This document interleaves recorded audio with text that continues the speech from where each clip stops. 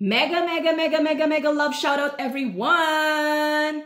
Guys, today tayo ay magmumukbang ng isang German fruit. German summer fruit to be specific.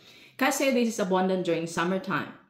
So guys, ito ay fig fruit or Feigen in German language.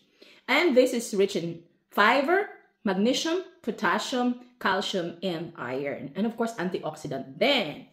Paano siya kainin? The skin is eatable. Pero pag hindi siya overripe, mas gusto kong gamitin ng knife or yung laman lang sa loob ang kakainin. Pero pag overripe, pwede naman. Pero hindi ako nasanay. I also love the dried Feigen or dried figs. So, eto na guys. Simulan na natin. Pwedeng ganito. Ganito na lang. Ganyan.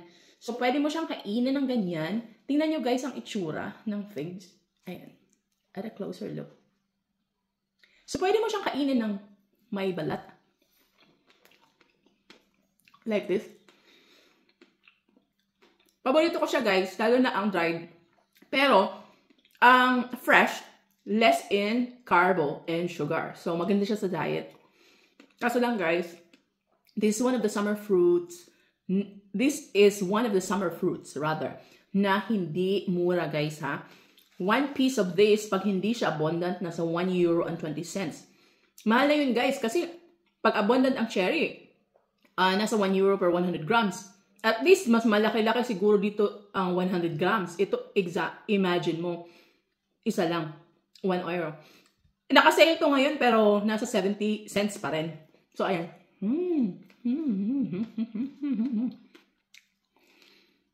Sarap guys. Marami siyang maliliit na seeds. Hindi naman actually marami. Talaga lang siyang medyo ano lang, hindi siya smooth sa loob. Merong crunch pag yan mo. So pag ayaw mo naman siyang kainin ng balat, pwedeng ganito. Diba? Pwede mo siyang, ayan ang itsura ulit. Pwede mo siyang ganyanin. Balatan mo ng konti. Kung ayaw mo nang makapal.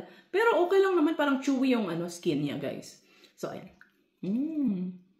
Yummy. I'll show you ulit.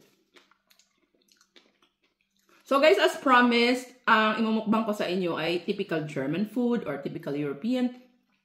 Pero pag wala nang iba, syempre Filipino food. I try my best kasi yun ang aking content.